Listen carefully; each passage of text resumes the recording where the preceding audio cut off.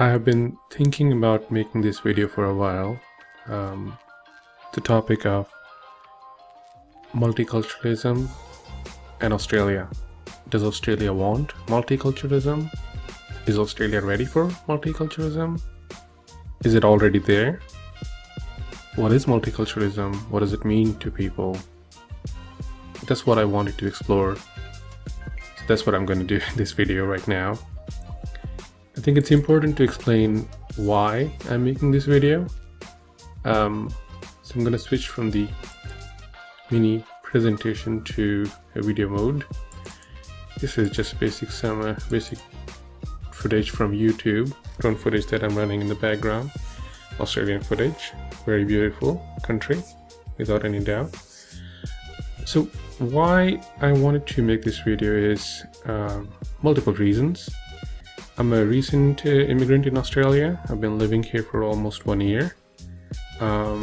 My experience in meeting people here has been almost 100% positive. People are very friendly. People are cheerful. In general, there's nothing really to complain about, really, in person when meeting with people. But when I see things on social media, name it Facebook, Steemit, or any sorts basically, I see a lot of sentiment around not liking multiculturalism. That by itself is kind of bothersome to me. Why would someone not want multiculturalism? At least on the surface, to me that sounds like they don't want me here. I'm new here. I come from a different culture, so that's the surface level reading of not wanting multiculturalism. And keep in mind, this is mainly online, so I mean, you know how bad and vicious YouTube comments and Facebook comments and things like that can be. So I do want to consider that's mostly the fringe part of the society, and people being anonymous, behaving differently for sure. But just wanted to explore this idea and put it out there. Why do people think that way? There's a bunch of YouTube videos that I've come across that are getting a lot of views, 50, 60k views, and basically hating on multiculturalism. And I think there's value in exploring that. Basically, why are they thinking that? Why are they behaving that way? And there's obviously a recent movement all over the world to generally speaking, moving to the right wing and moving towards anti-immigrant sentiment, and that just conflicts with what I see on a day-to-day basis out here in the world, in the physical world, I mean. So that's why I wanted to make this video and see why are they thinking that way, kind of maybe try to understand their perspective at times and see what their motivations are. That's why I'm making this video.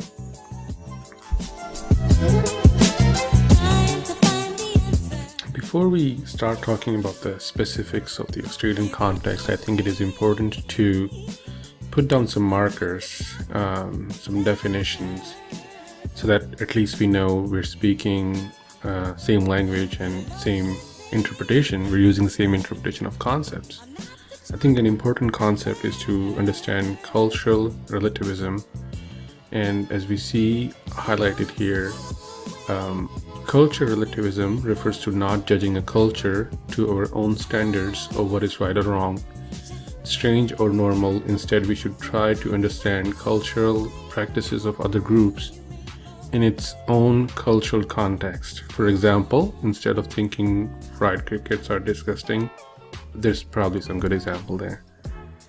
I am someone who doesn't necessarily believe in cultural relativism as a default, as a blanket concept that all the traditions of any given culture should be somehow completely given a pass because of they exist their own context. I don't agree with that.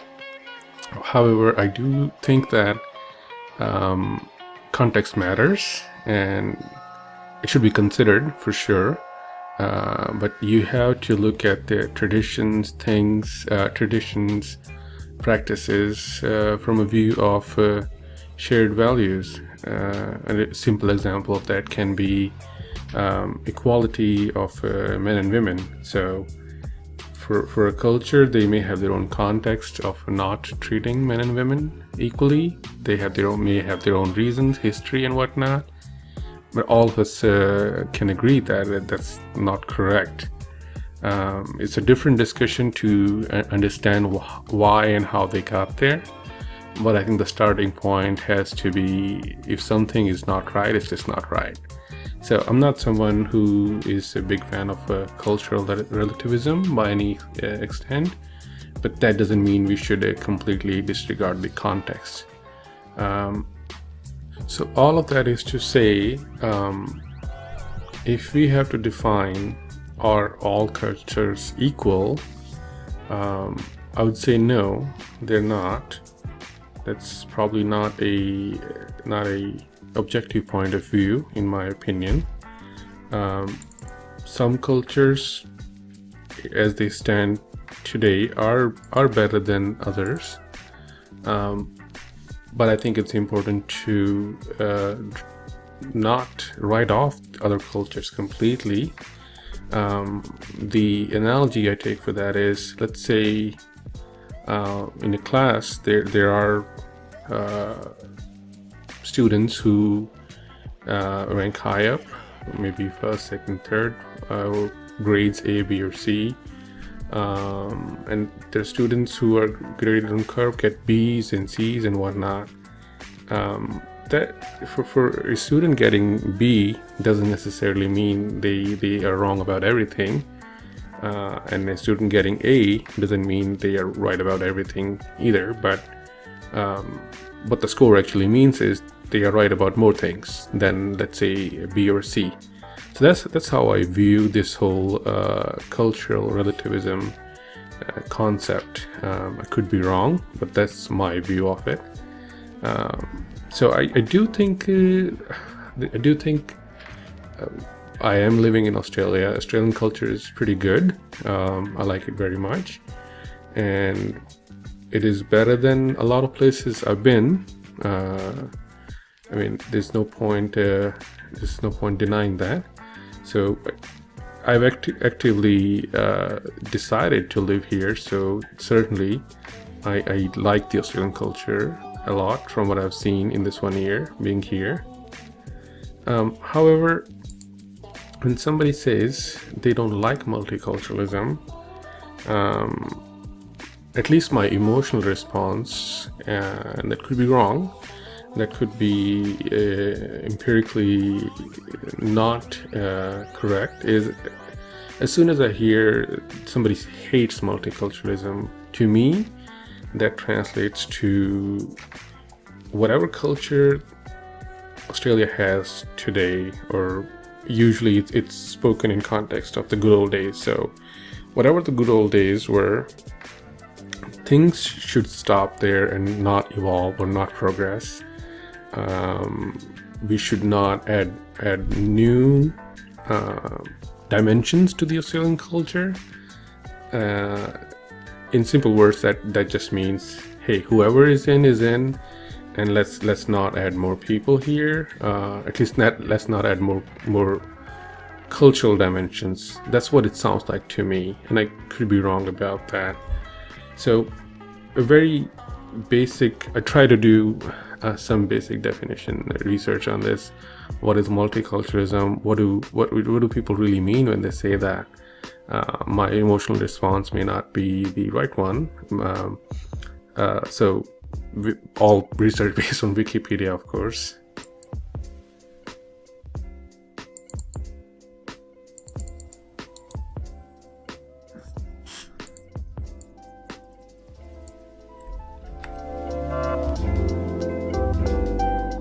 So going by the definition of Wikipedia, as we do, multiculturalism is a term with a range of meanings in the context of sociology, political philosophy, and colloquial use. In sociology and everyday use, it is synonym for ethnic pluralism. Ethnic to me meaning basically people from a specific geography of the world, with two terms often used interchangeably. For example, a cultural pluralism in which various ethnic groups collaborate and enter into a dialogue with one another without having to sacrifice their particular identities. It can describe a mixed ethnic community area where multiple cultural traditions exist, or a single country within which they do. Groups associated with an Aboriginal ethnic group and foreign ethnic group are often the focus. So far so good. I think it makes sense to me, at least, that people would enter into a dialogue based on their own lived experience and their own culture. I don't necessarily see anything wrong with that. But where I found a little bit of gray area and conflict was this: multiculturalism that promotes maintaining distinctiveness of multiple cultures is often contrasted to other settlement policies such as social integration, cultural assimilation, and racial segregation. Multiculturalism has been described as a salad bowl and cultural mosaic, in contrast to a melting pot. If somebody holds the view that the analogy of multiculturalism being a salad bowl, and basically staying within that to me means like staying within their own bubble, or their own ethnic or cultural groups, that is more like a salad bowl or a cultural mosaic. That is not quite what we define here, which is enter into dialogue with one another without having to sacrifice particular identities. So if you're a salad bowl, you are in a salad bowl. You're not really mixing and assimilating with other cultures as such, which is in contrast to a melting pot. So the salad bowl analogy seems problematic to me, to be honest. I am totally in favor of social integration and cultural assimilation. I don't know why racial segregation is mentioned in the same sentence. Well, this is one of many policies, I suppose. And melting pot would be you completely assimilate yourself in the melting pot, as it were, of the Australian culture. That makes more sense to me. Since you're living here, you would be interacting with people who already live here. The natural outcome to me sounds like would be the melting pot one, or at least it should be. But I think the problem lies in the fact that you can't really force anyone to go from a salad bowl to a melting pot. There are people who are naturally inclined, let's say introverts, for whatever reason.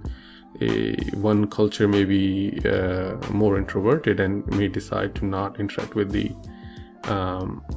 already existing culture so much. What I think, in my reading, that's the crux of this sentiment people express online, that multiculturalism is bad for Australia. I would say that by itself is not a bad thing, even if somebody is choosing to be in a salad bowl than a melting pot. I think the real problem lies in the fact that what they actually believe in and what they actually do, and we need to assess that on a case-by-case basis based on any given culture, let's say. And if they can pass the litmus test for shared values, whatever those shared values are, I guess, so to conclude, I would prefer people choose to be in a melting pot culture, as it were. That doesn't mean they have to sacrifice their own identity. That doesn't sound too appealing. If they choose to remain in a salad bowl, I suppose that's fine. But there are certain things that are just unacceptable, and we should be able to object to them and point them out, irrespective of any subculture that may end up in a salad bowl or a melting pot. So that's pretty much where I stand on this. And this is me trying to set the context of if we're going to view some examples, why they do or do not make sense, at least to me. So I think I personally have to get beyond the emotional response of somebody not liking multiculturalism and trying to understand what they mean, and if what they mean truly is within the subcultures there are objectionable things that don't pass the shared values, and there can be many. I come from India, and I can point to many things in Indian culture that should not transpose here in the, let's say, in any Western country, pretty much. There can be many things I can point to. A very easy example of that is the caste system as it exists in India. I don't know how it would exist here, or how somebody would pursue that, but if somebody is, obviously that needs to be rejected. But if some Indian subgroups want to remain in communities which are Indian-centric, I don't know. I mean, if you want to do that, I suppose do that. I am not quite opposed to that too much. So if somebody has the definition of, let's say, all together within a framework of shared value, let's put our tradition, both the newer group of the immigrants, and I suppose of existing values as well, and I think that's an important point. Hopefully, people who don't like multiculturalism don't mean that our culture is Australian culture is perfect the way it is, and there's nothing that needs to be improved upon or no changes needed. Hopefully they don't mean that. So if there are shared values, I hope we can pass all the tradition through that, and if there are things that are not compatible, let's stop doing that, I suppose. So that is the whole salad and the melting pot analogy. I think I made my view clear on this.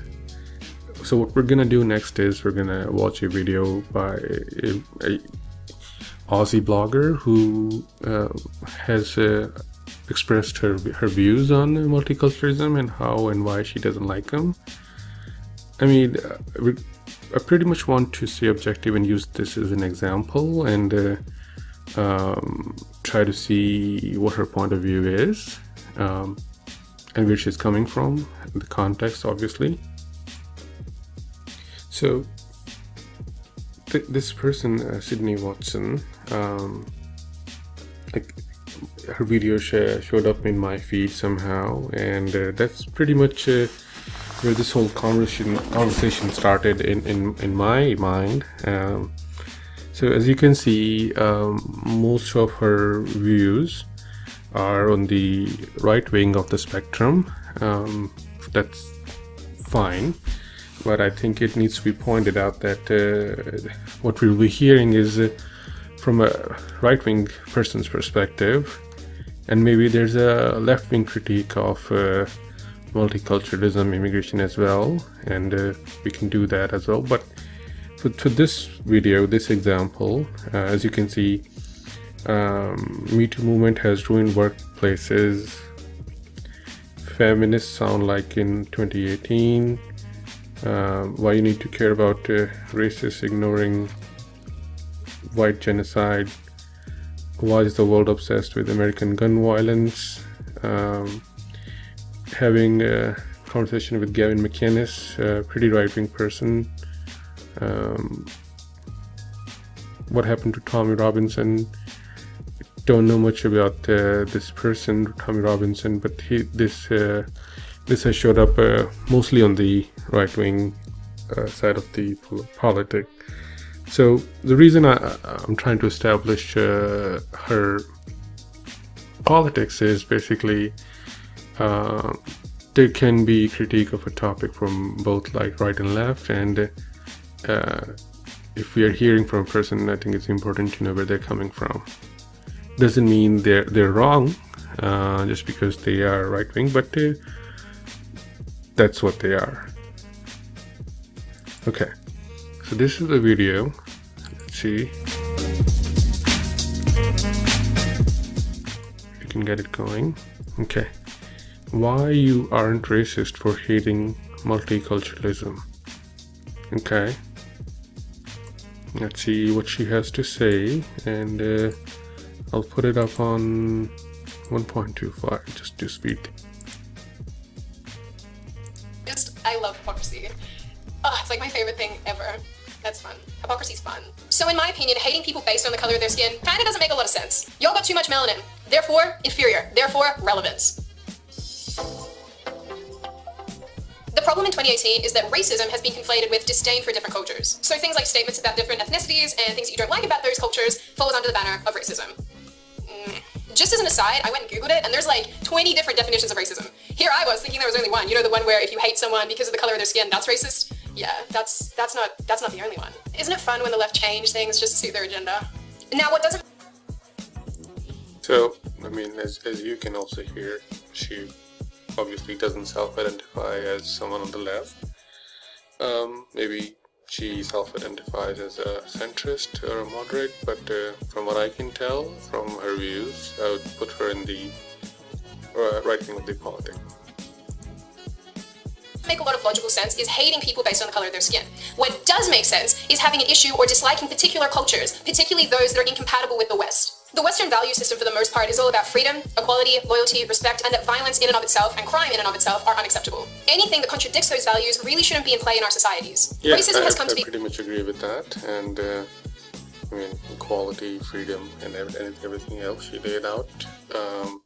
Maybe we can add a few things to that, I don't know, but overall it sounded okay. Be understood as synonymous with terms like cultural appropriation, which, mind you, is a little bit more complex than simply wearing an Indian headdress to a party.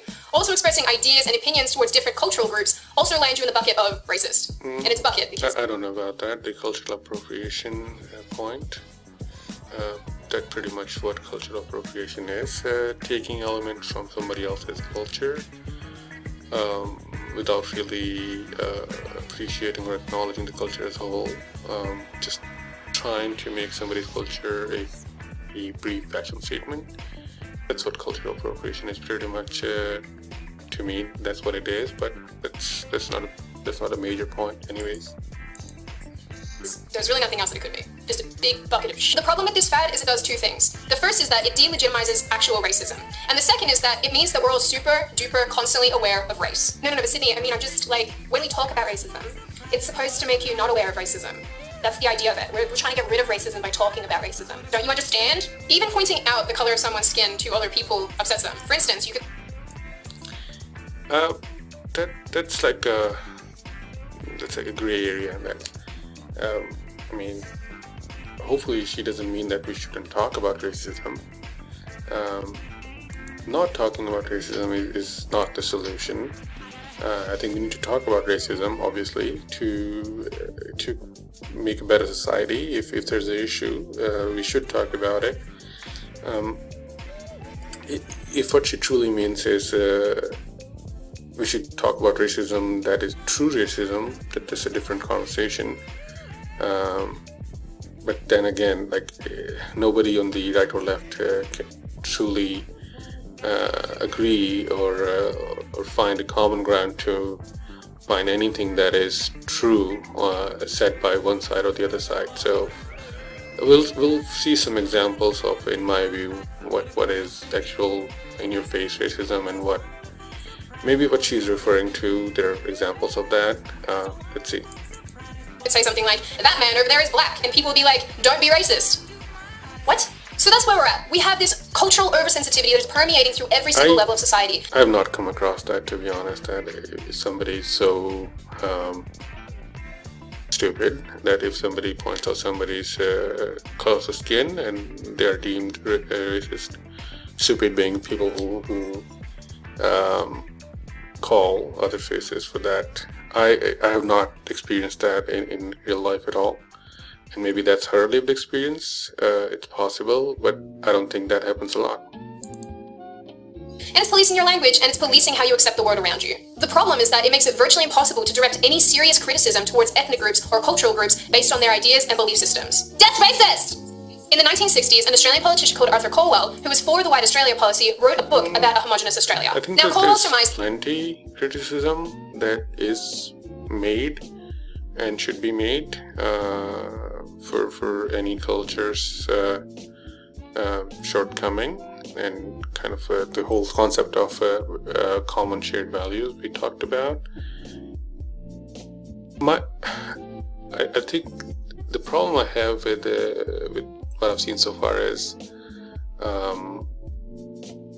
it somewhat assumes that all actors in this debate are honest actors. They're dishonest actors on both sides. So there are people who would point things out from other cultures who have maybe a hidden agenda or trying to push a broader political point, but using coded language. I think the whole halal controversy, and I don't know much about it, that sounds like a example of that to me at the surface level, objecting to like a meta issue associated with the culture and trying to make it stick and demonize the culture.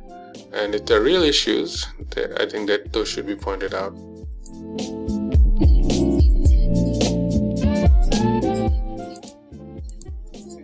That Australia could be homogenous and have only a small number of immigrants, or it could be multiracial, but it could not ever be both. The reason for this was because he foresaw the compositional changes to Australia that were to come. He said that if Australia accepted a large number of immigrants from outside of Western countries, we would end up needing racial councils, different legislation, and different judicial principles to help these people integrate. As predicted, all of these things have happened, but it's really important to ask ourselves why. So, something worth remembering. I mean, she's taking an example of a person who said, if you introduce, I don't know what she said, race or ethnic, maybe the example used was a different ethnic background.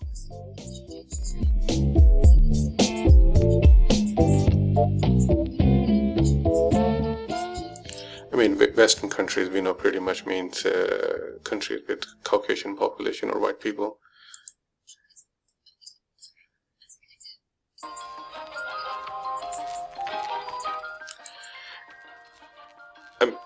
I don't know of any legislation that has been passed specifically for a racial composition or a specific subculture. I don't know of any. Maybe there is.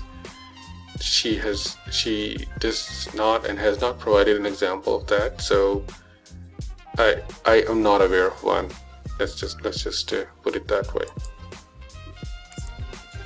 Remembering is that most white countries have similar values and principles. One of the problems here is that there's so many countries around the world that have such different value systems. She started off by saying that she does not think hating people based on their skin color is the right thing to do, and pretty much 3 minutes into the video she has landed in the position of, because this reason or that reason somehow only white people or Western countries can coexist.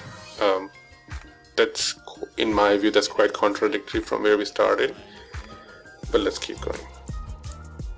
to the West. It doesn't mean that those value systems aren't worthy of anything or that they're not valuable. It just means that they're different, and therefore, in a lot of ways, they're incompatible. There are a lot of groups of people in Australia and America and the United Kingdom and so on and so forth that think that non-whites need to be protected in our societies. The bizarre thing is that they don't preference the idea that if you move to a country, you assimilate, you adopt that culture, and you become a person from that country. I think those if you come two to Australia, things can coexist. Preference should be minorities assimilate, and there are things that can be done to kind of stimulate that. But there are obviously minorities that need protection, like the Aborigines here in Australia. They are not in a very good economic place, from what I understand. Financially, they are pretty at a pretty disadvantageous position. Should they not be protected as such? Should they not have some programs to kind of bring them along? I think they should. You adopt the Australian way of life. It's kind of like joining a cult, except that like there's special times of the year where you get chocolate and presents for like no reason.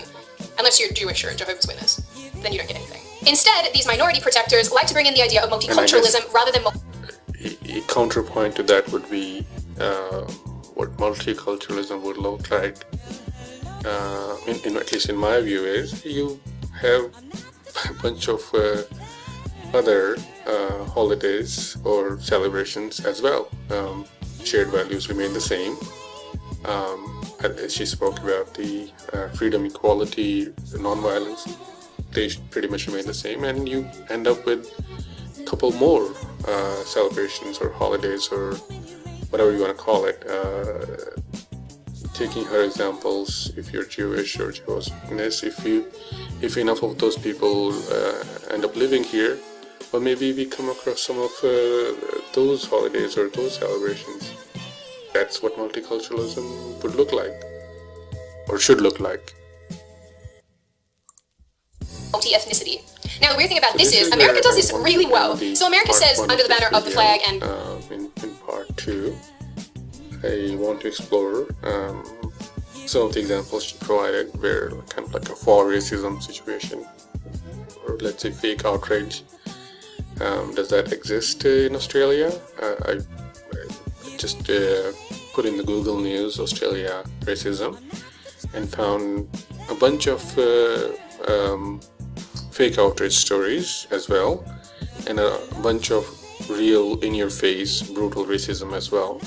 So we'll look at them, and we'll also talk about when we say they should just melt into the Australian culture. What does that mean? Is Australian culture a static entity that is frozen in time, or is this something that is open to input from various cultures? An example of that can be, in my mind, since the last year I've been here, gay rights and gay marriage, or LGBT marriage rights, did not exist for a while. And if we take the view of Australian culture is static, then probably that should not have happened. If somebody takes the view of Australian culture is a static culture and everybody should just conform to that and kind of merge into that without having any say or dialogue, then maybe in their view that's something that should not have happened.